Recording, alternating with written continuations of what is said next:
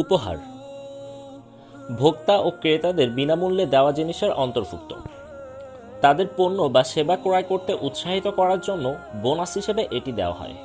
এর নানা রকম প্রকারভেদ রয়েছে, যেমন কোনো নির্দিষ্ট পণ্য কিনলে তার সাথে অন্য পণ্য ফ্রি, বা কোনো নির্দিষ্ট পরিমাণের পণ্য কিনলে তার সাথে আরও কিছু পরিমাণ ফ্রি, অথবা নির্দিষ্ট দামের পণ্য কিনলে আরও কিছু দামের পণ্য ফ্রি, যেমন 1 কার্টন দুধ কিনলে একটি গ্লাস ফ্রি দেওয়া, অথবা নির্দিষ্ট পরিমাণ ক্রিম কিনলে নির্দিষ্ট পরিমাণ মধু ফ্রি দেওয়া।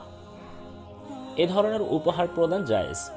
আর কিছু ধরনের উপহার আছে যেখানে বিক্রেতা পণ্যের ভেতর স্বর্ণ, রৌপ্য বা পেপার গিফট রাখে, যাতে ক্রেতা তা ক্রয় করতে উদ্বুদ্ধ হয়, অথবা অনেকগুলো পণ্য কিনে পাজল মেলাতে পারলে উপহার দেওয়া হয়। একটি প্যাকেটে হয়তো পাজলের একটা অংশ থাকে। এভাবে সবগুলো মিলিয়ে একটি গাড়ি বা ফোনের ছবি দাঁড়ায় এবং তা জমা দিয়ে উপহার নিতে হয়। নিম্নলিখিত কারণে এ ধরনের উপহার প্রদান নিষেধ। 1. এটি হলো এক ধরনের জুয়া, যা আল্লাহ সুবহানাহু ওয়া তাআলা এবং রাসূলুল্লাহ সাল্লাল্লাহু আলাইহি ওয়াসাল্লাম নিষিদ্ধ করেছেন। এ ধরনের পদ্ধতিতে বেশিরভাগ ক্রেতাই এই পণ্যটির চেয়ে উপহারটির প্রতি বেশি আগ্রহী থাকে, ফলে পণ্য কেনার মাধ্যমে আসলে জুয়ার মতো করে টাকা ঢালে। আর এভাবে টাকা ঢালার পর উপহারটি না জেতার অর্থ হলো লোকসানের মুখোমুখি হওয়া। এভাবে এক পক্ষের লাভ ও অপর পক্ষের লোকসান জুয়ার বৈশিষ্ট্য। 2. ইসলামী অর্থনীতিতে এ ধরনের বিক্রয়কে রিস্ক সেল বলা হয়। ক্রেতা জানে না চুক্তি পূর্ণ হওয়ার পর সে কি পাবে, উপহার নাকি শুধু পণ্য। 3.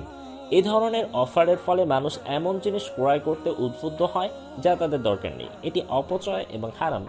এর ফলে অযথা সম্পদ বিনষ্ট হয়। প্রচারণামূলক প্রতিযোগিতা কোনো নির্দিষ্ট দোকান বা পণ্যের দিকে ক্রেতাদের আকৃষ্ট করার জন্য এটি ব্যবসায়ীদের বহুল ব্যবহৃত একটি পদ্ধতি। এই সকল প্রতিযোগিতার দিকে আকৃষ্ট হয়ে অসংখ্য ক্রেতা চ্যাম্পিয়ন হওয়া বা প্রাইজ জেতার আশায় সেই পণ্য বা দোকানের দিকে ছুটতে শুরু করে। এসব প্রতিযোগিতার ক্ষেত্রে ক্রেতাদের কখনো কখনো কুইজে অংশ নিতে হয়, সাধারণ জ্ঞান বা ওই পণ্য সংক্রান্ত কোনো প্রশ্নের উত্তর দিতে হয়। আবার কিছু কিছু ক্ষেত্রে র্যাফেল ড্রয়ের ব্যবস্থা করা হয়। প্রত্যেক ক্রেতাকে নির্দিষ্ট নম্বরের কার্ড দেওয়া হয়। নির্দিষ্ট দিনে লটারি করে যাদের নম্বর হাতে উঠে আসে তারা পুরস্কার পায়। এই ধরনের প্রতিযোগিতার সহজতার কারণে অনেক জায়গায় এটি ব্যবহৃত হয়। এ ধরনের প্রতিযোগিতার বিধান: পণ্য ক্রয় করা যদি শর্ত না হয়, অর্থাৎ যারাই দোকানে যায় তারই প্রতিযোগিতায় অংশ নিতে পারে বা র্যাফেল ড্রয়ের কাজ সংগ্রহ করতে পারে, তাহলে তা হালাল হবে। কারণ সাধারণ বিধান হলো সকল ধরনের ব্যবসা লেনদেন জায়েজ, যদি না তাতে কোনো সুদি লেনদেন, প্রতারণা, হারাম, ঝুঁকি ইত্যাদি থাকে। আল্লাহ সর্বজ্ঞ। আর যদি পণ্য ক্রয় করা শর্ত হয়, তাহলে এর ব্যাপারে আলিমগণের মত পার্থক্য আছে। কেউ একে সম্পূর্ণ হারাম বলেছেন, যেমন শায়েখ বিন বাজ। কেউ একে শর্ত সাপেক্ষে হালাল বলেছেন, যেমন শায়েখ ইবনু উসাইমিনের মতে এটি 2টি শর্তে জায়েজ হবে। প্রথমত, পণ্যের দাম অপরিবর্তিত থাকতে হবে, অর্থাৎ পুরস্কারের লোভ থেকে পণ্যের দাম বাড়িয়ে দেওয়া যাবে না। তখন মানুষ পুরস্কারের আশায় বেশি টাকা খরচ করে পণ্য ক্রয় করবে। পুরস্কার জিতলে লাভ, না জিতলে লোকসান, ফলে তা জুয়া হিসেবে গণ্য হবে। দ্বিতীয়ত, শুধু পুরস্কার পাওয়ার আশায় পণ্য ক্রয় করা যাবে না। ক্রেতা যদি শুধু পুরস্কারটিই চায় আর মূল পণ্য থেকে কোনো উপকার লাভের ইচ্ছা না রাখে, তাহলে সেই পণ্য ক্রয় করা অপচয় বলে গণ্য হবে। অনেক ক্রেতাই সেই পণ্য কিনে দোকানের ভেতরে বা ঘরে ফিরে তা ব্যবহার না করে ফেলে দেয়। রাসূল সাল্লাল্লাহু আলাইহি ওয়াসাল্লাম অর্থ অপচয় করতে নিষেধ করেছেন। মূল্য ছাড়: এ ব্যাপারে মতভেদ থাকলেও অধিকাংশ আলেমের মত হলো এটি জায়েজ। মালিকি মাযহাবের আলিমগণ একে হারাম বলে থাকেন, তবে শক্তিশালী মত হলো এই যে বাজার মূল্যের চেয়ে কম দামে পণ্য বিক্রি জায়েজ, কারণ ব্যবসায়িক লেনদেন হয়ে থাকে উভয় পক্ষের সম্মতির ভিত্তিতে। তবে মূল্য ছাড়ের মাধ্যমে যদি প্রতারণা, অন্য বিক্রেতাদের ক্ষতি করা কিংবা অন্য কোনো হারাম নিয়ম থাকে, তাহলে পাপকাজের পথ রুদ্ধ করার বিধানের অধীনে এ ধরনের মূল্য ছাড় হারাম হবে।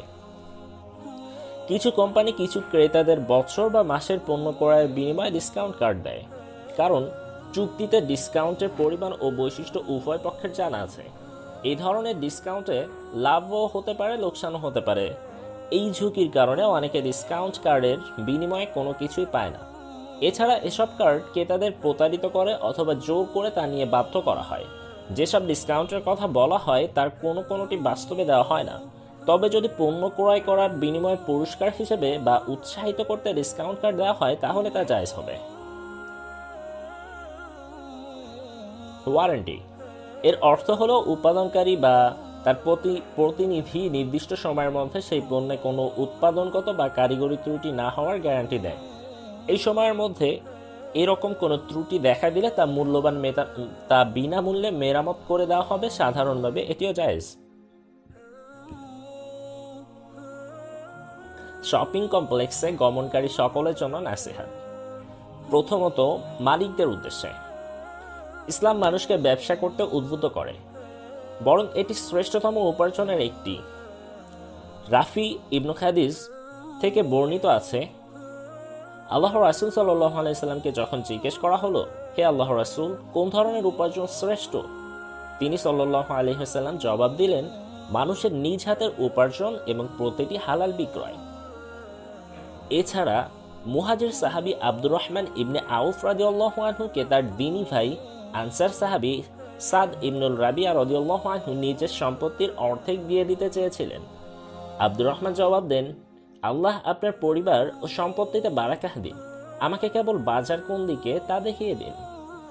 কমপ্লেক্সের মালিকদের প্রতি আমাদের পরামর্শ থাকবে, ১. মার্কেটের একদম প্রাণকেন্দ্রে এমন একটি মসজিদ নির্মাণ করুন যেখানে মার্কেটের সকল মানুষের জায়গা হবে, কারণ সব মুসলিমের উপরই সালাত ফরজ। এ মসজিদের নির্দিষ্ট ইমামও থাকতে হবে। সালাতের পর সংক্ষিপ্ত তালিমেরও ব্যবস্থা থাকলে ভালো, অথবা এর বদলে লিফলেট জাতীয় কিছু বিলি করা যায়, কারণ বাজার হলো দিন থেকে উদাসীনতার স্থান।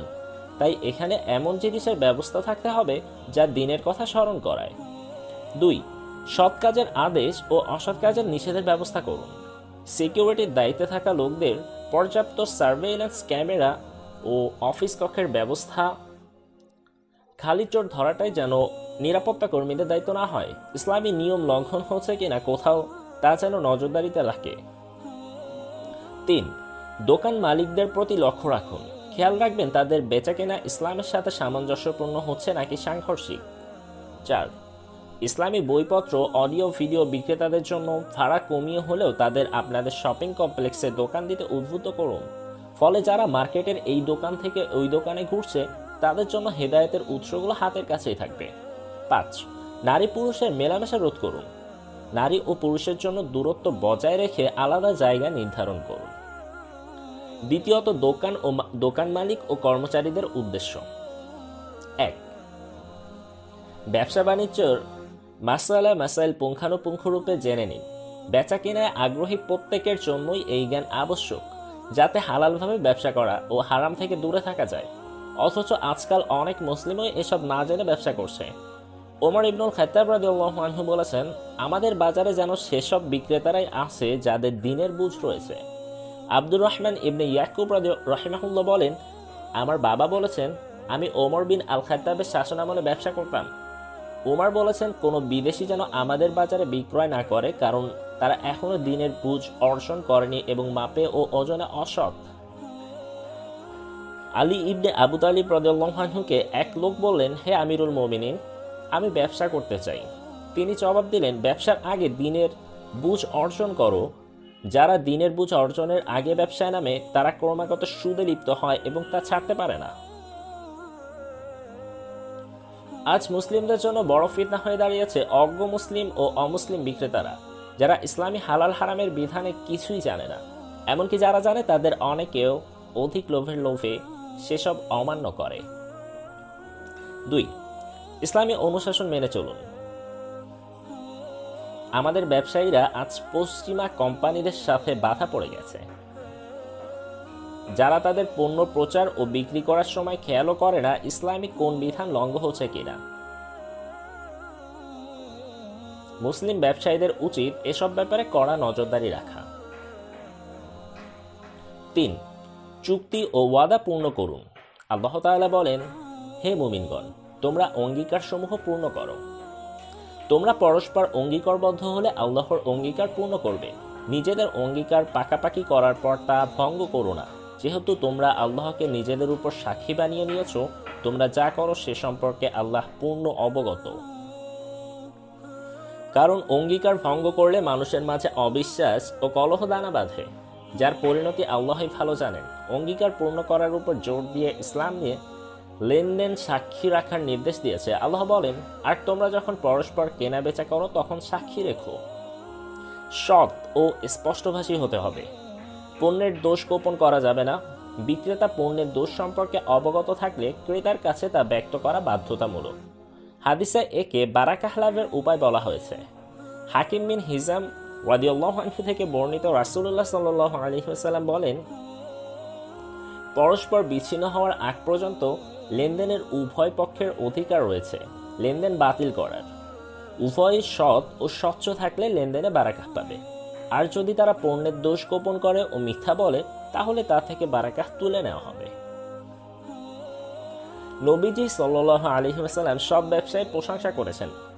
আবু সাঈদ রাদিয়াল্লাহু আনহু থেকে বর্ণিত, রাসূলুল্লাহ সাল্লাল্লাহু আলাইহি ওয়াসাল্লাম বলেন, সত্যবাদী ও বিশ্বস্ত ব্যবসায়ীরা কিয়ামতের দিন নবীগণ, সিদ্দিকগণ ও শহীদগণের সাথে থাকবে।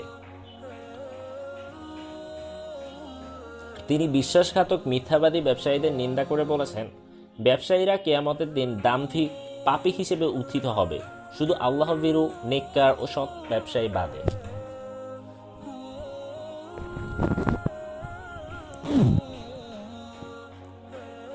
4. ঠিকভাবে ওজন করুন। মাপে সঠিক দিন। এর অন্যথা করার বিরুদ্ধে সতর্ক করুন।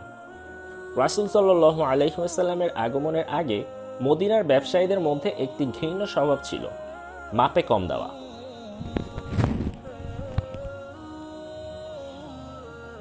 আল্লাহ এই স্বভাবের নিন্দা করেছেন।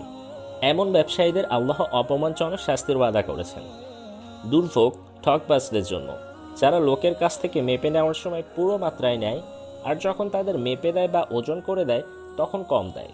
তারা কি চিন্তা করে না যে তাদের মৃত্যুর পর পুনরুত্থিত করা হবে এক মহাদিবসে? সেদিন মানুষ বিশ্বজগতের প্রতিপালকের সামনে দাঁড়াবে।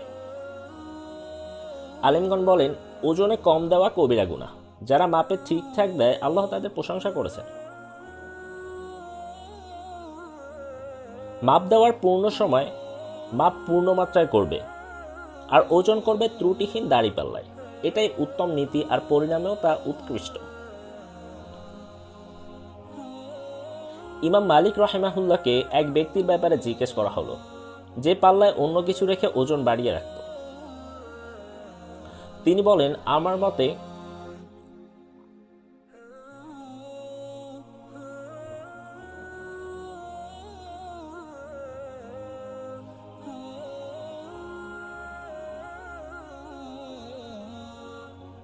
যে পাল্লায় অন্য কিছু রেখে ওজন বাড়িয়ে রাখত, তিনি বলেন, আমার মতে তাকে বাজার থেকে বের করে দেওয়া উচিত। আমাদের সময়ে আমরা এই কাজ করতে পারি সেই বিক্রেতার লাইসেন্স কেড়ে নেওয়া এবং তা আর নবায়ন না করার মাধ্যমে। 5. হারাম জিনিসের বিক্রি প্রতিরোধ করো। বাদ্যযন্ত্র, মদ, প্রাণী ছবি, অশ্লীল ক্যাসেট সিডি, পর্নোগ্রাফি, লটারির টিকিট ইত্যাদি এর অন্তর্ভুক্ত। নানা রকম হারাম লেনদেনের ব্যাপারেও সতর্ক থাকতে হবে, যেমন ঝুঁকি লেনদেন। এর অর্থ হলো অস্তিত্বহীন বা অজানা জিনিসের বেচাকেনা। এমন জিনিস যা ক্রেতাকে দেওয়া যায় না, এমন জিনিস বিক্রি করা যা ক্রেতা এখনো হাতে পায়নি, এগুলো সব বাতিল লেনদেন। মালিক হওয়ার আগে বিক্রি করা।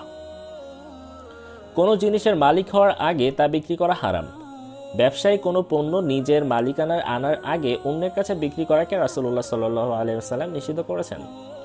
প্রতারণা, পণ্যের দোষ গোপন করা বা ক্রেতাকে ঠকাতে পণ্য মিথ্যামিথ্যে সৌন্দর্য মণ্ডিত করা।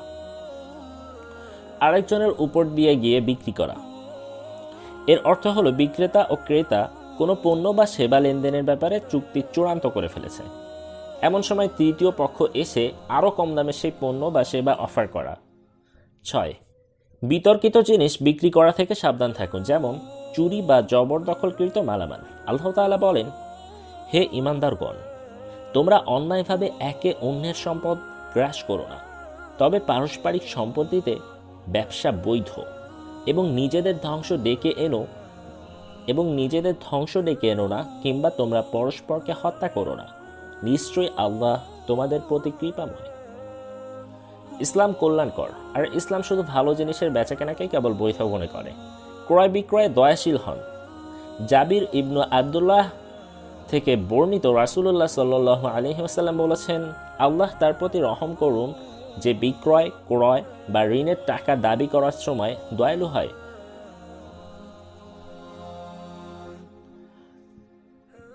আল হাসান আল বাসরি বলেন, বাজারবাসীদের মধ্যে কোনো কল্যাণ নেই। আমাকে জানানো হয়েছে যে একটা পয়সা কম থাকলে নিজের ভাইয়ের কাছেও এরা বিক্রি করতে অস্বীকৃতি জানায়। 8. নারীদের সাথে কথা বলার সময় শিথিলতা দেখাবেন না। অযথা কোমলতা ও চাটুকারিতা প্রদর্শন থেকে বিরত থাকুন। এরকম আচরণ শয়তানের ধোঁকার অংশ। 9. দানশীলতা দেখান। কাইস ইবনু আবু গারজাহ বলেন, আমরা বাজারে থাকা অবস্থায় নবীজি সাল্লাল্লাহু আলাইহি ওয়াসাল্লাম আমাদের কাছে এলেন এবং বললেন, ভুল ও মিথ্যার সাথে বাজার মিশ্রিত, অতএব একে দান সাদকার সাথে মিশ্রিত করো। তৃতীয়ত, নিরাপত্তা কর্মীদের উদ্দেশ্যে। নিরাপত্তা কর্মীদের কাঁধে দায়িত্বের বিশাল ভার রয়েছে।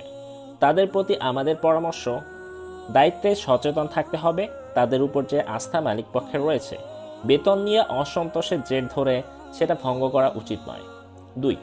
মুসলিমদের সম্মান রক্ষার জন্য কর্তৃপক্ষ, পুলিশ বাহিনী প্রভৃতির সাথে সহযোগিতামূলক কাজ করতে হবে। 3. সন্দেহজনক কাজ থেকে দূরে থাকতে হবে ও হারাম দৃষ্টিপাত পরিত্যাগ করতে হবে। চতুর্থত, সৎ কাজের আদেশদাতা ও অসৎ কাজের নিষেধকারীদের উদ্দেশ্যে। এরা হলেন সেই সকল মানুষ যারা দিনী পরিবেশ সংরক্ষণে কাজ করেন। তাদের প্রতি ভালোবাসার কারণে তাদের প্রতি আমাদের কিছু পরামর্শ। 1. আপনাকে ধৈর্যশীল হতে হবে ও আল্লাহর কাছে পুরস্কার আশা করতে হবে, কারণ আপনি যা করছেন তা আসমান জমিনের প্রতিপালকের কাছে প্রিয়। আপনি সৎ কাজের আদেশ ও অসৎ কাজের নিষেধের ফরজ দায়িত্বকে পুনর্জীবিত করেছেন এবং তা করতে গিয়ে কোনো অসুদাপয় অবলম্বন করেননি। এর ফলে অনেক ফিতনা গজিয়ে উঠতে ব্যর্থ হয়েছে। আল্লাহ তাআলা বলেন, তোমরা সর্বোত্তম উম্মত, মানবজাতির কল্যাণের জন্য তোমাদের আবির্ভূত করা হয়েছে। তোমরা সৎ কাজের আদেশ দাও ও অসৎ কাজের নিষেধ করো এবং আল্লাহর প্রতি ঈমান রক্ষা করে চলো। তোমাদের মধ্যে এমন একটি দল হোক যারা কল্যাণের দিকে আহ্বান করে, সৎ কাজের আদেশ করবে এবং অসৎ কাজ হতে নিষেধ করে, আর এরাই সফল কাম। 2. যে দায়িত্ব আপনাকে দেওয়া হয়েছে তা পালন করার মাধ্যমে আল্লাহর কাছে আপনার আমলনামা পরিচ্ছন্ন রাখুন। প্রজ্ঞা ও দূরদর্শিতার সাথে কাজ করুন। 3. নিজের কাজে ভুল ত্রুটি হয়ে গেলে তার জন্য ক্ষমা চাইতে লজ্জিত হবেন না। আপনি যা পরিবর্তন করতে সক্ষম ও যতটুকু পৌঁছাতে সক্ষম ততটুকু কাজ করেছেন। 4. মার্কেটে আসা নারী পুরুষদের মাঝে ইসলামী বই, লিফলেট ও ওয়াচের রেকর্ডিং বিলি করুন। 5. এ সকল জায়গায় দোকান খুলে ইসলামী বই ও রেকর্ডিং বিক্রি করুন। 6. নারীদের জন্য দাওয়াহ কর্মকাণ্ডের সুযোগ সৃষ্টি করুন। 7. হাসিমুখ, দয়া ও সৌজন্য সহকারে নরম স্বরে কথা বলুন। এটি মানুষের হৃদয়ে কথা পৌঁছানোর মাধ্যম। 8. মানুষকে আল্লাহর শাস্তির ব্যাপারে ভয় দেখান এবং তার পুরস্কারের ব্যাপারে উৎসাহ যোগান। 9. যারা আপনার কথার বিরোধিতা করে তাদের সামনে দলিল প্রমাণ উপস্থাপন করুন। বুদ্ধিভিত্তিক ও যৌক্তিক বিতর্কে লিপ্ত হন। 10. দাওয়ার জন্য উপহার বিনিময় করুন। 11. কি কি বিষয়ে কথা বলা আবশ্যক তার তালিকা প্রস্তুত রাখুন। 12. স্বর্ণ ও নারীদের পোশাক বিক্রেতাদের অন্তরে দাওয়াতি চেতনা জাগ্রত করুন, যাতে তারা পণ্য বিক্রয়ের পাশাপাশি এই কাজেও তৎপর হয়। 13. মার্কেটে গমনাগমনকারী যুব সমাজের প্রতি দয়ালু হন। আত্মবিশ্বাস অর্জন করে তাদের কল্যাণের পথে ডাকুন। ইসলামী বই ও রেকর্ডিং উপহার দিয়ে তাদের কাছে টানুন, দূরে ঠেলে দেবেন না। 14. মন্দ কাজের বিরুদ্ধে কাজ করার সময় প্রজ্ঞা ও তীক্ষ্ণতার সাথে কাজ করুন। কর্তৃপক্ষ কোনো মন্দ কাজ প্রতিরোধে উদাসীনতা দেখালে দ্রুত তাদের নজরে আনুন। 15. মার্কেটকে দাওয়ার ক্ষেত্রে পরিণত করুন। শপিং কমপ্লেক্সে মালিকরা দাওয়ার কাজে আগ্রহী যুবকদের সাহায্য সহযোগিতা দিলেই কেবল তা সম্ভব। এর ফলে যেমন ভালো ও সত্যিকারের ক্রেতার আগমন বাড়বে, তেমনি আখিরাতেও প্রতিদান পাওয়া যাবে। একটি সফল দাওয়াহ মডেল। একবার ইসলামের একদল মহিলা শিক্ষার্থী বেপর্দা চলাফেরাকারী নারীদের জন্য কিছু করতে চাইলেন। তারা নজর কাড়া ডিজাইনের দাওয়াহ কার্ড তৈরি করলেন, যার খামে লেখা ছিল, কারণ আমরা আপনাদের ভালোবাসি। এতে মানুষের উপর দারুণ প্রভাব পড়ে এবং অনেক নারী পর্দা করার প্রতি উদ্বুদ্ধ হন। পঞ্চমত, এসব মার্কেটে গমনকারী পুরুষদের উদ্দেশ্যে। একজন আদর্শ মুসলিম শুধু প্রয়োজনের বাজার মার্কেটে যাবে, এমনি এমনি ঘোরাফেরার জন্য নয়। 2, শপিং কমপ্লেক্সের উপর পথঘাটের বিধান প্রযোজ্য। আবু সাঈদ আল খুদরি রাদিয়াল্লাহু আনহু থেকে বর্ণিত, রাসূলুল্লাহ সাল্লাল্লাহু আলাইহি ওয়াসাল্লাম বলেন, পথের উপর বসা থেকে সাবধান। সাহাবাগণ বললেন, আমাদের তো আর উপায় নেই, দরকারি কথাবার্তা বলার জন্য আমাদের সেখানে বসতেই হয়। রাসূল সাল্লাল্লাহু আলাইহি ওয়াসাল্লাম বললেন, যদি বসতেই হয় তাহলে পথের হক আদায় করো। জিজ্ঞেস করা হলো, পথের হক কি কি? তিনি বললেন, দৃষ্টি অবনত করা, অন্যের ক্ষতি না করা, সালামের জবাব দেওয়া, সৎ কাজের আদেশ ও অসৎ কাজের নিষেধ করা। শপিং কমপ্লেক্সে বসে থাকা ব্যক্তিদেরও এ সকল আদব মানতে হবে। 3, ক্রমাগত আল্লাহকে স্মরণ করতে হবে, কারণ বাজার এমন জায়গা যা আল্লাহর প্রতি উদাসীন করে তোলে। ইবনে আব্বাস রাদিয়াল্লাহু আনহু থেকে বর্ণিত, তিনি বলেছেন, কেউ হয়তো নিশ্চিন্ত মনে বাজারে হেঁটে বেড়াচ্ছে, অথচ তার নাম সেসব ব্যক্তিদের মাঝে নির্ধারিত হয়ে গেছে যারা শীঘ্রই মারা যাবে। 4, বাজারে প্রবেশের দোয়া পড়ুন। ক্রেতা, বিক্রেতা, দর্শনার্থী সকলকেই এই দোয়া পড়তে হবে, যা রাসূল সাল্লাল্লাহু আলাইহি ওয়াসাল্লাম বাজারে ঢোকার সময় পড়তেন। এছাড়া সাধারণভাবে সকল জায়গায় যে কোনো সময় সেসব আয়াত বলা যায় যা আল্লাহর স্মরণের দিকে ডাকে। শুধু সেসব জায়গা আল্লাহর নাম উচ্চারণ হারাম যেসব জায়গা বাদে, যেমন টয়লেট। 5, ঝগড়া ও কঠোরতা পরিত্যাগ করো। আব্দুল্লাহ ইবনে আমর বিন আস রাদিয়াল্লাহু আনহু রাসূল সাল্লাল্লাহু আলাইহি ওয়াসাল্লামের বৈশিষ্ট্য বর্ণনা করে বলেন, তিনি কর্কশ বা কঠোর হৃদয়ের নন এবং বাজারে শোরগোলকারী নন। আত-তিবি রাহিমাহুল্লাহ বলেন, অর্থাৎ তিনি সম্মানিত আত্মার অধিকারী ভদ্র ছিলেন। তিনি খারাপ আচরণ করে মানুষদের সাথে গলা উঁচিয়ে কথা বলতেন না, আর বাজারে অবিরত চেঁচামেচি করতেন না। তিনি তাদের প্রতি নম্র ও দয়ালু ছিলেন। অথচ আমাদের সময় মার্কেট ভর্তি হাজারো শোরগোল, চিৎকার, চেঁচামেচি আর ঝগড়া। এমনকি একটা কথার জের ধরে এক মুসলিম অপর মুসলিম ভাইয়ের রক্ত পর্যন্ত ছড়ায়। সালাম দেওয়া, কারণ সালামের মাধ্যমে ভালোবাসা ও আন্তরিকতা বৃদ্ধি পায়। আবু হুরায়রা রাদিয়াল্লাহু আনহু থেকে বর্ণিত, রাসূল সাল্লাল্লাহু আলাইহি ওয়াসাল্লাম বলেছেন, তোমরা মুমিন না হওয়া পর্যন্ত জান্নাতে প্রবেশ করতে পারবে না, আর পরস্পরকে ভালোবাসা না পর্যন্ত তোমরা মুমিন হতে পারবে না। এমন একটি বিষয়ের কথা জানিয়ে দিই যেটা করলে তোমাদের পরস্পরের মধ্যে ভালোবাসা তৈরি হবে। পরস্পরকে বেশি বেশি সালাম দেবে। 7, মুসলিমদের ক্ষতি না করা। আবু মুসা রাদিয়াল্লাহু আনহু থেকে বর্ণিত, রাসূল সাল্লাল্লাহু আলাইহি ওয়াসাল্লাম বলেন, তোমাদের কেউ যদি আমাদের মসজিদ বা বাজারের ধার দিয়ে হেঁটে যায় আর তার সাথে তীর থাকে, তাহলে সে যেন তীরের লৌহফলক ধরে রাখে যাতে তা কোনো মুসলিমের ক্ষতি না করে। এই উপমা বর্তমানে যে কোনো অস্ত্রের ক্ষেত্রেই খাটে। 8, দৃষ্টি অবনত রাখা। আল্লাহ চোখকে বানিয়েছেন অন্তরের আয়না। চোখের দৃষ্টি অবনত রাখলে হৃদয়ও তার কামনা লালসা দমিয়ে রাখে, আর চোখকে বাঁধনহারা করে দিলে অন্তরেও নানা রকম কামনা বাসনা জাগ্রত হয়। আবু হুরায়রা রাদিয়াল্লাহু আনহু থেকে বর্ণিত, রাসূল সাল্লাল্লাহু আলাইহি ওয়াসাল্লাম বলেন, আল্লাহ প্রতিটি আদম সন্তানের জন্য তার নির্ধারিত জিনার পরিমাণ লিখে রেখেছেন এবং সে তা নিঃসন্দেহে করবে। চোখের জিনা হলো দৃষ্টিপাত, জিহ্বার জিনা হলো কথা, হৃদয়ের জিনা হলো কামনা, আর গুপ্ত স্থান হয় সেটিকে বাস্তবায়ন করে বা মিথ্যা প্রতিপন্ন করে। তিনি চোখের কথা বলে শুরু করেছেন, বোঝা গেল যে এটি হাত, পা, অন্তর ও লজ্জাস্থানের জিনার শেকড়। আল্লাহ তাআলা বলেন, মুমিন পুরুষদের বলো তাদের দৃষ্টি অবমানিত করতে আর তাদের লজ্জাস্থান সংরক্ষণ করতে, এটাই তাদের জন্য বেশি পবিত্র। তারা যা কিছু করে সে সম্পর্কে আল্লাহ খুব ভালোভাবেই জানেন। আর মুমিনা নারীদের বলে দাও তাদের দৃষ্টি অবমানিত করতে আর তাদের লজ্জাস্থান সংরক্ষণ করতে। জানা কথা যে বাজার মার্কেট হলো মানুষ, শয়তান ও জিন শয়তানের প্রিয় জায়গা।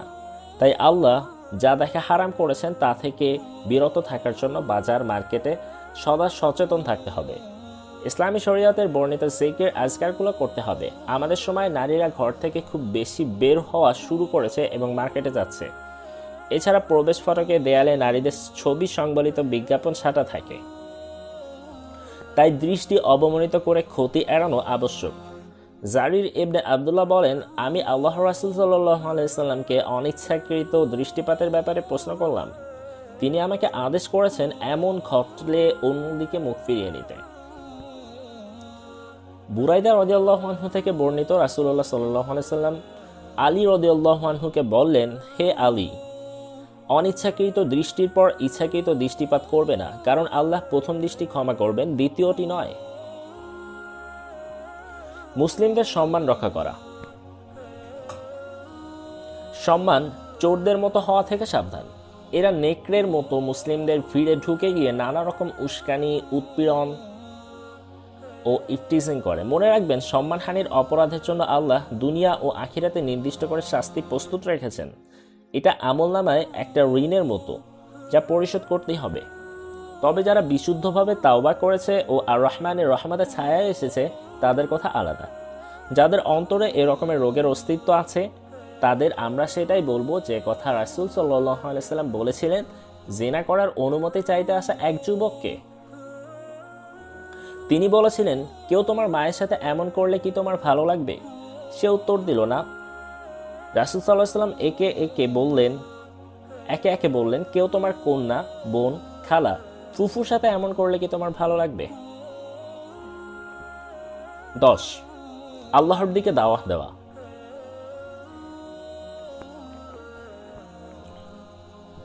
এক বোবা ব্যক্তি আল্লাহর দিকে দাওয়াতের কাজ করতেন।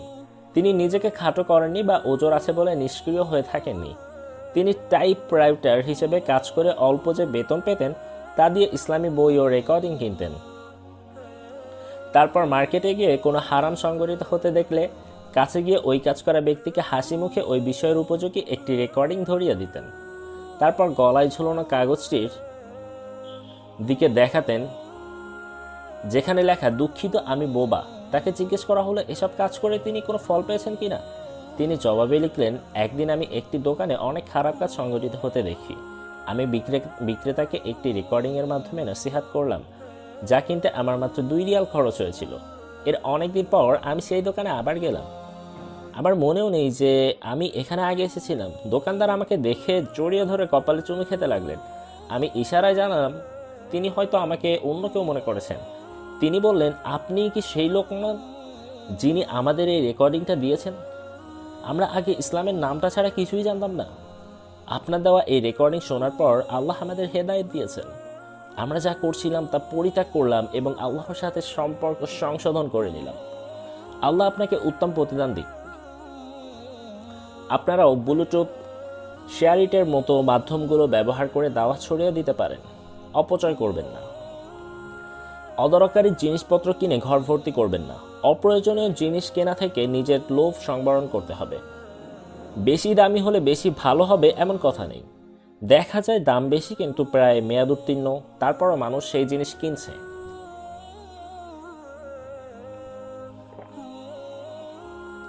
12.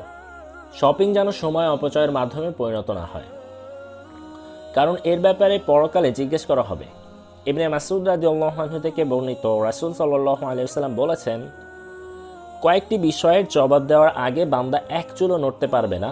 তার জীবন কোন পথে তা ব্যয় করেছে, তার জ্ঞান কিভাবে তা ব্যবহার করেছে, তার সম্পদ কিভাবে তা আয় ও ব্যয় করেছে, তার দেহ কিভাবে তা ব্যবহার করেছে।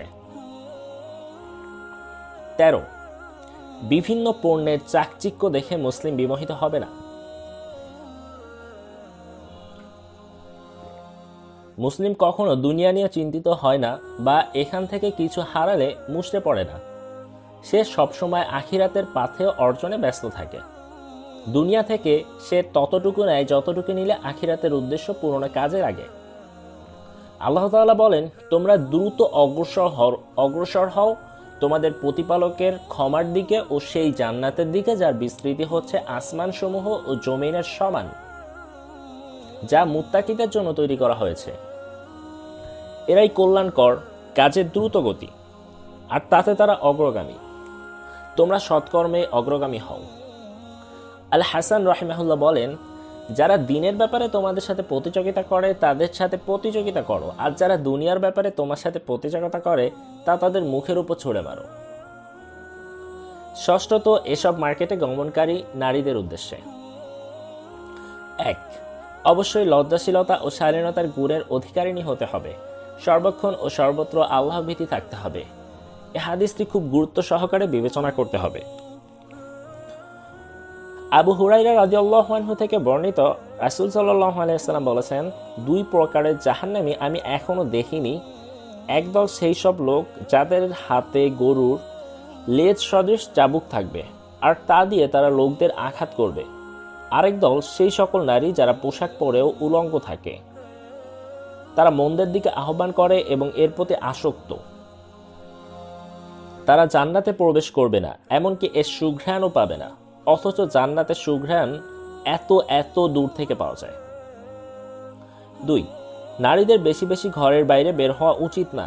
তাদের উচিত ঘরে থাকা, সন্তান প্রতিপালনের সময় দেওয়া, সালাত ঠিক রাখা, স্বামীর আনুগত্য করা, রামাদানের সিয়াম পালন করা, ভালো ছাড়া মন্দ কথা না বলা। এর মাধ্যমেই তারা জান্নাতে প্রবেশ করবে ইনশাআল্লাহ। কিন্তু যদি সত্যিকারই কোনো প্রয়োজন দেখা দেয় এবং তা করে দেওয়ার মতো অন্য কেউ না থাকে, তাহলে ইসলামী আদব রক্ষা করে বাইরে যেতে পারবে। যেমন ক, শরীয়ত নির্ধারিত পূর্ণ পর্দা করতে হবে। খ, সাজসজ্জা ও সুগন্ধি ছাড়া বের হতে হবে। আবু হুরায়রা রাদিয়াল্লাহু আনহু থেকে বর্ণিত, রাসূলুল্লাহ সাল্লাল্লাহু আলাইহি ওয়াসাল্লাম বলেন, আল্লাহর বান্দীদের আল্লাহর মসজিদে আসতে বাধা দিও না। তারা ঘর থেকে সাজসজ্জা ও সুগন্ধি ছাড়া বের হবে। গ, মাহরাম পুরুষ বা স্বামী সহ বের হতে হবে। ঘ, পারতপক্ষে পুরুষ দোকানদারের সাথে কথা বলবে সাথে থাকা পুরুষ। নারীর কথা বলা লাগলে নরম কণ্ঠ পরিহার করে সিরিয়াস ভঙ্গিতে শুধু প্রয়োজনীয় কথাটুকু বলবে। আল্লাহ বলেন, হে নবী পত্নীগণ, তোমরা অন্য নারীদের মতো নও। তোমরা যদি আল্লাহকে ভয় করো তাহলে পরপুরুষদের সঙ্গে এমন আকর্ষণীয় ভঙ্গিতে কথা বলো না যাতে ব্যাধিগ্রস্ত অন্তরের লোকেরা প্রলুব্ধ হয়। তোমরা সঙ্গত কথা বলবে। একেবারেই অন্যায্য দাম দাবি না করা হলে দামাদামি করবে না। দাম নিয়ে তর্ক করতে হলে সম্মানজনক ও শালীন ভঙ্গিতে করবে, তবে এই কাজ সঙ্গে থাকা পুরুষটি করলে ভালো হয়। চ, কেনার নিয়ত ছাড়া খালি দেখা ও সময় কাটানোর উদ্দেশ্যে একটার পর একটা জিনিস নামাতে বলা যাবে না। এতে কখনো বিক্রেতা রেগে গিয়ে অসম্মানজনক আচরণ করে বসে। ছ, পণ্য বা টাকা আদান প্রদান করতে গিয়ে দোকানদারের সাথে হাত যাতে লেগে না যায় সে ব্যাপারে সতর্ক থাকতে হবে। চুরি বা আংটির মাপ দেওয়ানোর সময়ও সতর্কতা অবলম্বন করতে হবে। দোকানদারের সাথে যথাযথ দূরত্ব বজায় রাখতে হবে। দোকানদারকে আপত্তিকরভাবে কাছে আসার সুযোগ দেওয়া যাবে না। ঝ, নির্জন দোকানে প্রবেশ করা ঠিক না। আশেপাশে মানুষজন আছে এমন জায়গায় শপিং করা উচিত। ভিড়ভাড়টা বেশি আছে এমন স্থানে খুব সাবধানে চলাফেরা করতে হবে যাতে কোনো পুরুষের সাথে ধাক্কা লেগে না যায়। ট, দোকানদারের পক্ষ থেকে অযাচিত ও সন্দেহজনক আচরণ টের পেলে সিনক্রিয়াত না করা, সম্মান বজায় রেখে সরে আসতে হবে। এরকম দোকানদারদের থেকে আর কখনো কিছু কিনতে আসা যাবে না। ছ, হিজাব যেন সবসময় ঠিক থাকে, ভিড়ের মধ্যে অসাবধানে সরে না যায় এ ব্যাপারে সতর্ক থাকতে হবে। দোকানে বা টেইলার্সে কাপড়ের মাপ দেওয়ার জন্য কাপড় খোলা যাবে না, এটি হারাম। প্রয়োজনে ঘরে নিয়ে মাপ দেওয়ার ব্যাপারে সমঝোতায় আসতে হবে। বয়স কম হওয়ার দোহাই দিয়ে প্রাপ্তবয়স্কা মেয়েদের পোশাকে শিথিলতা করা যাবে না। অভিভাবকের অনুমতি না দিয়ে ঘর থেকে বের হওয়া যাবে না। ঘর থেকে বের হওয়ার দোয়া পড়তে ভোলা যাবে না। চলাফেরার সময় আল্লাহ ভীতি অন্তরে থাকতে হবে। ফিতনা সৃষ্টি বা দৃষ্টি আকর্ষণের মতো কিছু করা যাবে না। পারফিউমের দোকানে খেয়াল রাখতে হবে যে গায়ে যেন সুগন্ধি লেগে না যায়। সপ্তমত, অভিভাবকদের উদ্দেশ্যে। সবচেয়ে বড় দায়িত্বের ভারটা অভিভাবকদের ঘাড়ে। রাসূল সাল্লাল্লাহু আলাইহি ওয়াসাল্লাম বলেছেন, মানুষের জন্য গুনাহ হিসেবে এতটুকু যথেষ্ট যে তার অধীনস্থদের ব্যাপারে উদাসীন হবে। আল্লাহ তাআলা বলেন, হে বিশ্বাসীগণ, নিজেদের ও নিজেদের পরিবারবর্গকে সেই আগুন থেকে বাঁচাও যার জ্বালানি হবে মানুষ ও পাথর।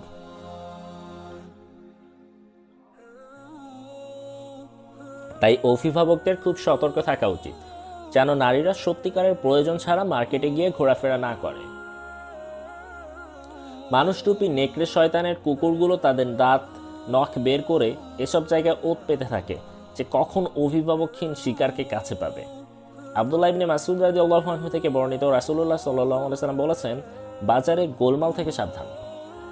লজ্জাজনক ব্যাপার হলো অনেক নারী বেপরতা হয়ে দোকানদার বা অন্যান্য পরপুরুষের সাথে হেসে হেসে বা নরম স্বরে কথা বলে, অপ্রয়োজনীয় মেলামেশায় লিপ্ত হয়, অথচ সাথে থাকা পুরুষ অভিভাবক এ ব্যাপারে নির্লিপ্ত থাকে। তাদের গায়রাত কি এতই নিচে নেমে গেছে, তাদের পৌরুষ কি এতই দুর্বল হয়ে গেছে যে এরকম মেরুদণ্ডহীন আচরণ সে করতে পারছে? আলী রাদিয়াল্লাহু আনহু বলেছেন, এতে কি তোমাদের আতে ঘা লাগে না যে তোমাদের নারীরা কাফিরের ভিড়ে ভর্তি বাজারে যাবে? অষ্টমত, সাধারণভাবে সকল ক্রেতাদের উদ্দেশ্যে। 1. পিক আওয়ারে শপিং করা পরিহার করতে হবে, যেমন বন্ধের দিন বা রামাদানের রাত। কতক্ষণের মধ্যে কেনাকাটা শেষ করতে হবে তার রুটিন ঠিক করে নিতে হবে। 2. রাগান্বিত বা বিরক্ত অবস্থায় শপিং করবেন না, না হলে আপনি অপ্রয়োজনীয় জিনিস কিনতে থাকবেন। 3. পরিবারের ঠিক কি কি দরকার তা জেনে বাজারে যান। অযথা দামি জিনিস না কিনে একই গুণসম্পন্ন সাশ্রয়ী জিনিস থাকলে সেটি কিনুন। 4. ফল ও সবজির মৌসুম শুরু বা শেষের দিকে সেগুলো না কিনে মাঝামাঝি সময় কিনুন যখন দাম কমে আসে। 5. যেটা দরকার সেটা কিনবো, যেটা চাই না সেটা না, এই মূলনীতি অনুসরণ করুন। 6. কি কি কিনতে হবে তার তালিকা আগেই লিখে নিয়ে যান, এতে দুটি লাভ হয়: ক, ভুলে যাওয়ার সমস্যা নেই, খ, সময় বাঁচে। নারীরা বান্ধবীদের সাথে দল বেঁধে শপিংয়ে না যাওয়া উচিত, তখন একে অপরের দেখাদেখি দামি বা অপ্রয়োজনীয় জিনিস কেনা এবং পরস্পর প্রতিযোগিতা করার মনোভাব মাথাচাড়া দিয়ে ওঠে। 8. একেবারেই বের হয়ে সব দরকারি জিনিস কিনে ফেলুন, এতে সময়, শ্রম ও টাকা বাঁচে। এমন দোকান খুঁজে নিন যেখানে আপনার দরকারি সব জিনিস বা বেশিরভাগ জিনিস একত্রে পাওয়া যায়। শুধু নারীদের জন্য মার্কেট এবং এর গুরুত্ব।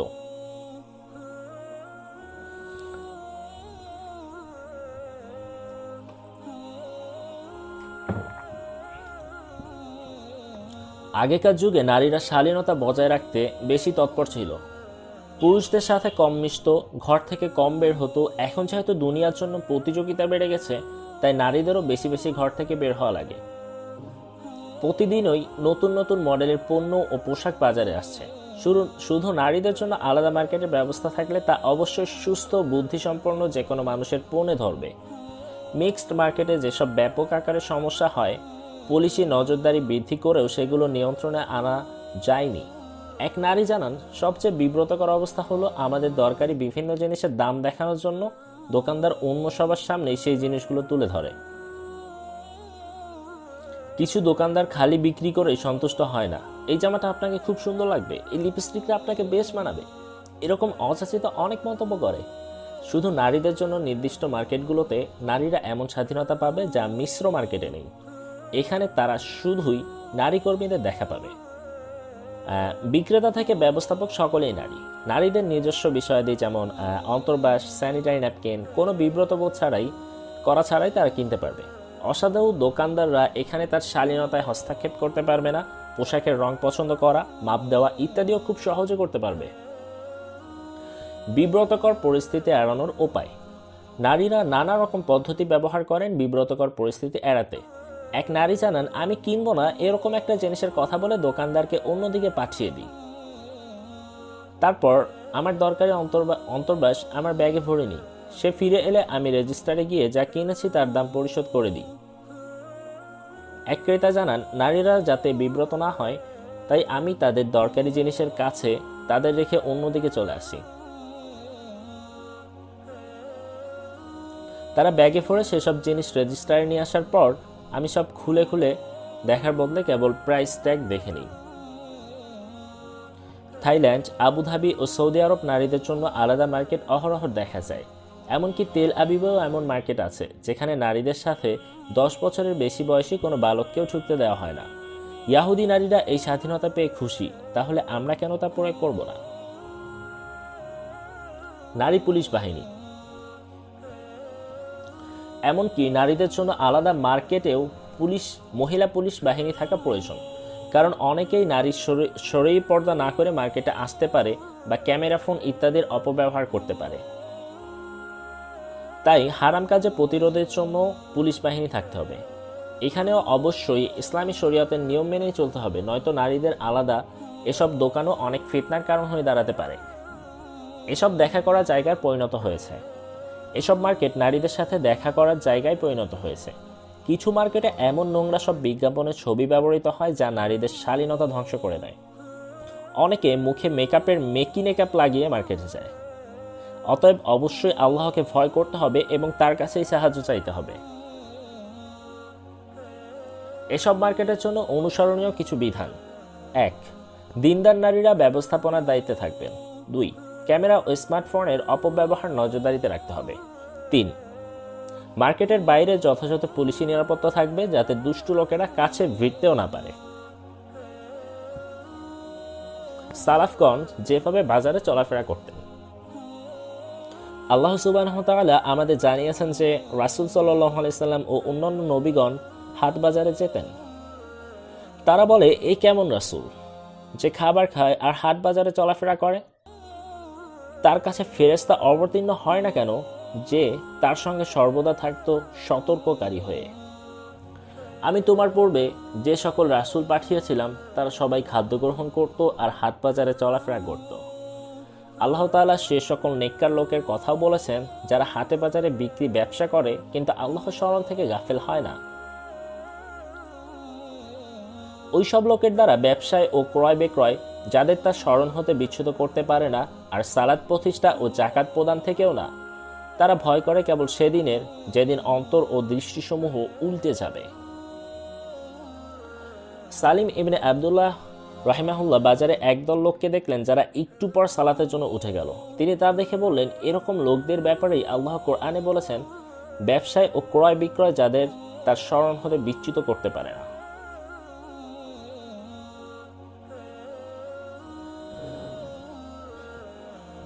আবু দারদা বলেছেন, মুসলিমদের জন্য শ্রেষ্ঠ নির্জনবাসের স্থান হলো তার ঘর, যেখানে সে তার দৃষ্টি ও আব্রুর হেফাজত করতে পারে। বাজারের ব্যাপারে সাবধান, কারণ এগুলো মানুষকে আশার কাজকর্মে ব্যস্ত হতে ও গাফেল হতে সাহায্য করে। উক্ত আয়াতের ব্যাপারে ইব্রাহিম নাখাই বলেন, এরা বাজারের সেসব লোক সালাতের সময় হয়ে গেলে যাদের কিছুই আটকে রাখতে পারে না। ইমাম আহমদ রহিমাহুল্লাহর ছেলে আবদুল্লাহ রহিমাহুল্লাহ বলেন, আমার বাবা নির্জনতা অনুসন্ধানের ক্ষেত্রে ছিলেন সবচেয়ে ধৈর্যশীল। মসজিদ, জানাজা কিংবা অসুস্থকে দেখতে যাওয়া ছাড়া অন্য কোনো সময় কেউ তার সাথে দেখা পেত না। তিনি বাজারে ঘুরে বেড়ানোকে ঘৃণা করতেন। ইবনু আবু হুসাইল রহিমাহুল্লাহ বলেন, আল্লাহকে ভালোবাসবেন যে তাকে বাজারে স্মরণ করা হবে, কারণ সেখানে হট্টগোল আর উদাসীনতা বেশি। আমি আল্লাহ তাআলাকে স্মরণ করার একক উদ্দেশ্য নিয়ে বাজারে চাই। আতুফাইল ইবনে উবাই ইবনে কাব রাহিমাহুল্লাহ সকালবেলা আবদুল্লাহ ইবনে ওমর রাদিয়াল্লাহুর সাথে বাজারে যেতেন। তিনি বলেন, আবদুল্লাহ ইবনে ওমর যার সামনে দিয়েই যেতেন, হোক সে বড় বিক্রেতা বা ছোট বিক্রেতা, গরিব বা ধনী, সকলকেই তিনি সালাম দিতেন। একদিন সকালে আমি তার কাছে যাওয়ার পর তিনি আমাকে বললেন, বাজারে চলো। আমি বললাম, আপনি তো বাজারে গিয়ে কিছু কেনেনও না, কোনো দামাদামিও করেন না, কিছু বেচেনও না, কোনো মজলিসে কথা বলার জন্য বসেন না, তাহলে যাওয়ার দরকার কি? আমরা বরং এখানে বসেই কথা বলি। তিনি বললেন, ওহে পেটওয়ালা, আমরা সেখানে যাই যাদের সাথে দেখা হয় তাদের সালাম দেওয়ার উদ্দেশ্যে।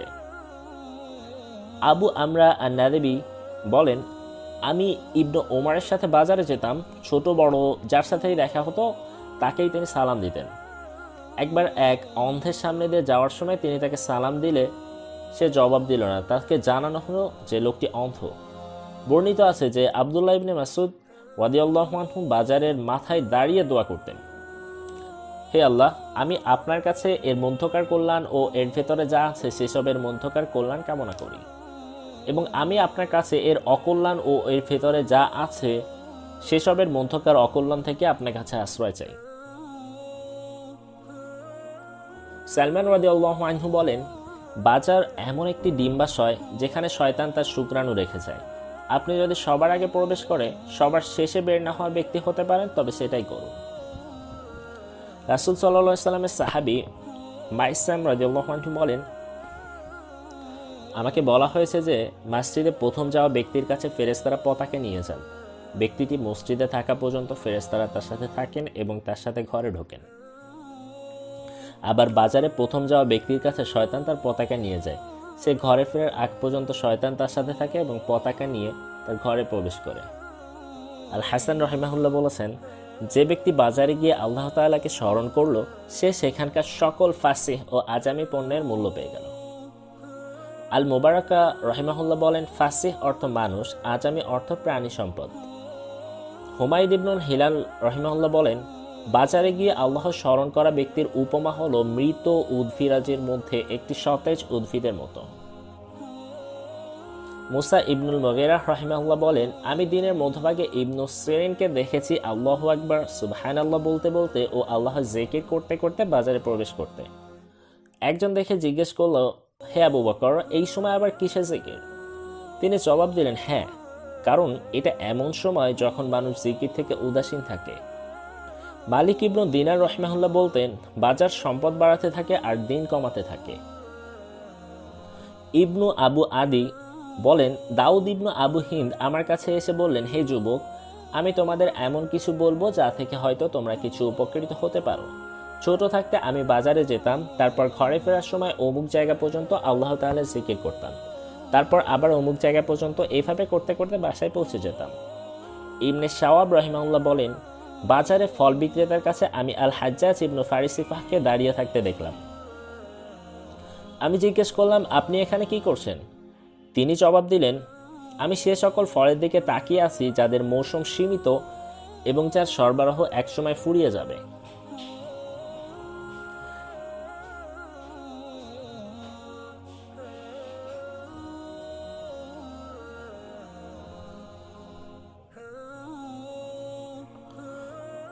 আবদুল্লাহ ইবনে বশির রাহিমাহুল্লাহ বলেন, তাউস আল ইয়ামানি মসজিদে আসা যাওয়ার দুটি পথ নির্ধারিত রেখেছিলেন। একটা পথ ছিল বাজারের ভেতর দিয়ে, আরেকটা অন্য দিক দিয়ে। একদিন এক পথ দিয়ে যেতেন। যেদিন তিনি বাজারের পথ দিয়ে যেতেন সেদিন ভেড়ার মাথা ভাজি করা অবস্থায় দেখতেন। সে রাতে তিনি ঘুমোতে পারতেন না। ইসহাক ইবনু খালাব রাহিমাহুল্লাহ বলেন, ওমর ইবনু কাইস আল মালাই বাজারের ভেতরের লোকদের দেখে কেঁদে উঠতেন এবং বলতেন, আখিরাতে যা তাদের জন্য প্রস্তুত করা আছে তার ব্যাপারে এসব লোক কতই না গাফেল ও উদাসীন। সালাফগণ দান সাদকার উদ্দেশ্যে ব্যবসা করতেন। শাকিক ইবনু আবু মাসউদ আল আনসারী রাহিমাহুল্লাহ বলেন, আল্লাহর রাসূল সাল্লাল্লাহু আলাইহি সাল্লাম আমাদের দান সাদকা করার আদেশ দিতেন। ফলে আমাদের এক একজন এক মুদ্দ পরিমাণ, একটি একক আয় করার জন্য লেগে যেতাম যাতে তা দান করতে পারি। অথচ আজ আমাদের এক একজনের কাছে 100,000 মুদ্দ থাকে। তিনি যেন পরোক্ষভাবে নিজেদেরকেই ইঙ্গিত করলেন।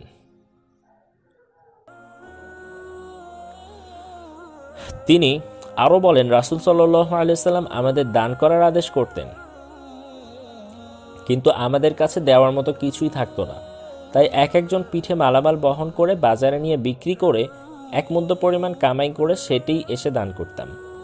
আমি এমন একজন মানুষকে চিনি যার কাছে এখন 100,000 আছে, অথচ সেই সময়ে 1 দিরহামও ছিল না। তিনি বোঝাচ্ছেন যে রাসূল সাল্লাল্লাহু আলাইহি সাল্লামের জীবদ্দশায় সম্পদের কত অভাব ছিল, আর এখন অনেক অঞ্চল বিজয় করে সম্পদের পরিমাণ কত বেড়ে গেছে। এছাড়া আগেকার সময় প্রত্যেকের অল্প যা কিছু ছিল সেখান থেকে তারা দান করতেন, অথচ পরবর্তীকালের মানুষেরা ঠিক তার বিপরীত হয়ে গেছে। বাজারে হিসপা, সৎ কাজের আদেশ ও অসৎ কাজের নিষেধ। মুহতাসিব হলো সেই ব্যক্তি যাকে ইসলামী শাসক বা তার প্রতিনিধির পক্ষ থেকে নিযুক্ত করা হয়। জনগণের অবস্থা, সুবিধা অসুবিধা, বাজারের লেনদেন দেখাশোনা করা, প্রতারক ঠকবাজদের উপর নজরদারি করা ও সে অনুযায়ী শাস্তি দেওয়া মুহতাসিবের কাজ। জাহিলি আরবের উকাজ বাজারেও একজন বিচারক নিযুক্ত থাকত। যাকে তারা বাজারের বিচারক বলতো। তার কাজ ছিল সেখানে হওয়া বাদ বিবাদের নিষ্পত্তি করা।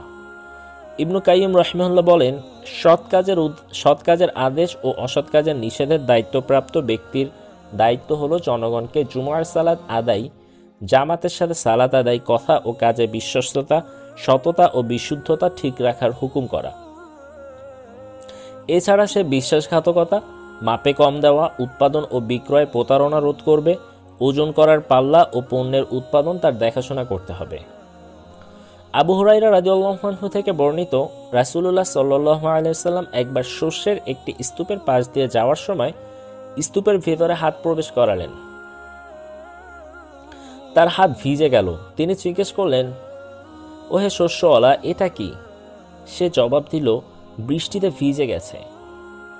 তিনি বললেন, তোমার সেগুলো স্তূপের উপরের দিকে রাখা উচিত, যাতে ক্রেতারা তা দেখতে পায়। যে প্রতারণা করে সে আমার দলভুক্ত নয়। ইবনে ওমর রাদিয়াল্লাহু আনহু বলেন, আমি দেখেছি রাসূল সাল্লাল্লাহু আলাইহি ওয়াসাল্লামের জীবদ্দশায় মানুষ এলোমেলোভাবে জিনিস ক্রয় করত, ওজন না করে। নিজেদের ঘরে নেওয়ার আগেই তারা সেগুলো বিক্রি করার চেষ্টা করলে তাদের প্রহারের মাধ্যমে শাস্তি প্রদান করা হতো। ইবনে হাজার রাহিমাহুল্লাহ বলেন, এ থেকে শিক্ষা হলো যারা ইসলামী হুকুমের বিরুদ্ধে যায় তাদের শাস্তি প্রদান করা জায়েজ। দুর্নীতিপূর্ণ লেনদেনের শাস্তি বিধান করা হবে প্রহারের মাধ্যমে। এ থেকে আরও বোঝা যায় যে সৎ কাজের আদেশ ও অসৎ কাজের নিষেধের ফরজ দায়িত্ব পালনের জন্য কাউকে নিয়োগ করা জায়েজ। এখানে যে প্রহারের কথা বলা হলো তা তাদের ক্ষেত্রে যারা বিধান জানার পরও অমান্য করে। নবীজি সাল্লাল্লাহু আলাইহি সাল্লাম মক্কা বিজয়ের পর সাঈদ ইবনুল আস রাদিয়াল্লাহু আনহুকে মক্কার বাজার তদারকের কাজে ব্যবহার করতেন। আব্দুল্লাহ ইবনে উতবা ইবনে মাসউদ রাদিয়াল্লাহু আনহু এর সাথে আস-সাউব ইবনে ইয়াজিদ ওমর বিন খাত্তাব রাদিয়াল্লাহু আনহু এর সময় মদিনার বাজার তদারকের কাজে নিয়োজিত ছিলেন। জাজান রাহিমাহুল্লাহ বলেন, আলী রাদিয়াল্লাহু আনহু বাজারে গিয়ে সালাম দিয়ে বলতেন, হে ব্যবসায়ীগণ, লেনদেনে অতিরিক্ত কসম করা থেকে বিরত থাকো। এতে পণ্য খরচ হয়ে যায় ও বারাকাহ দূর হয়। মাইমুন ইবনে মাহরাম রাহিমাহুল্লাহ বলেন, মদিনায় জুমআর দিন মুয়াজ্জিন যখন জুমার আজান দিতেন তখন তারা বাজারে গিয়ে ঘোষণা করতেন, এখন বেচাকেনা হারাম, এখন বেচাকেনা হারাম। ইবনুল হাজ রাহিমাহুল্লাহ তার কিতাব আল মাদখালে তার শিক্ষক আবু মুহাম্মদ রাহিমাহুল্লাহ হতে বর্ণনা করেন যে তিনি মাগরিবের সময় বাজারে এক মুহতাসিবের দেখা পান। তিনি প্রতিটা দোকানের মালিকের কাছে গিয়ে বিক্রয়ের বিধান, কিভাবে পণ্য সুদে মিশে যেতে পারে, কিভাবে তা রোধ করা যায়, এ সকল বিধান জিজ্ঞেস করতেন। যারা উত্তর দিতে পারত তাদের দোকানে থাকত, যারা পারত না তাদের দোকান তুলে ফেলা হতো।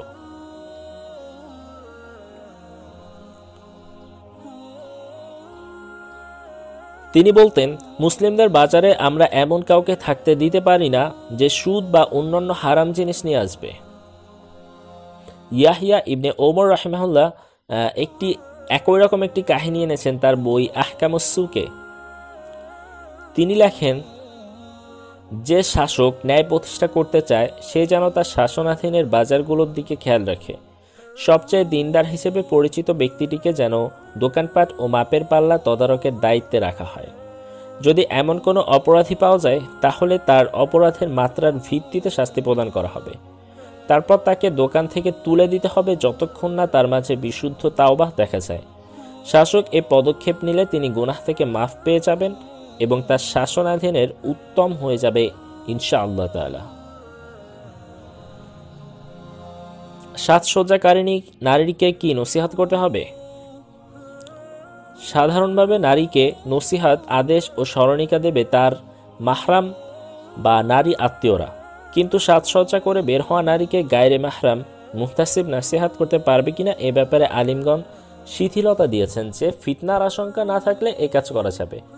কেউ নসিহত করলে অবশ্যই ইসলামী আদব মেনে করতে হবে, যাতে ফিতনার আশঙ্কা দেখা না দেয়। অফিসিয়ালি হিসাবহর দায়িত্ব পালন করা ব্যক্তিরা এ কাজ করতে পারবে। উপসংহার: যা কিছু বলা হলো তা তাদের জন্যই যারা সচেতন হৃদয় ও মনোযোগী কান দিয়ে শোনে। আপনি যা পড়লেন তার মাঝে যা কিছু ভালো, সত্য ও সঠিক বলে আপনি দৃঢ়ভাবে বিশ্বাস করেন তা অন্যদেরও জানিয়ে দিন, যাতে আল্লাহ তাআলার কাছে জবাব দিতে পারেন। এছাড়া এ বইয়ে যা কিছু ভুল তা সংশোধন করে দিতে হবে কোরআন, সুন্নাহ ও সালাফগণের পদ্ধতি অবলম্বনে। আল্লাহ যেন আমাকে, আপনাকে ও প্রতিটি মুসলিম নরনারীকে তাকওয়া, সততা ও তাকে সন্তুষ্টকারী আমল করার তৌফিক দেন। আল্লাহ তাআলা যেন আমাদের জীবনকে বরকতময় করেন, আমাদের ভুল ভ্রান্তি ও সীমালঙ্ঘন ক্ষমা করেন। আল্লাহর কোনো নিয়ামত আমাদের থেকে উঠে যাওয়া থেকে, স্বাস্থ্যহানি থেকে, আচমকা আযাব থেকে ও সব রকম গজব থেকে আমরা আল্লাহর কাছে পানাহ চাই।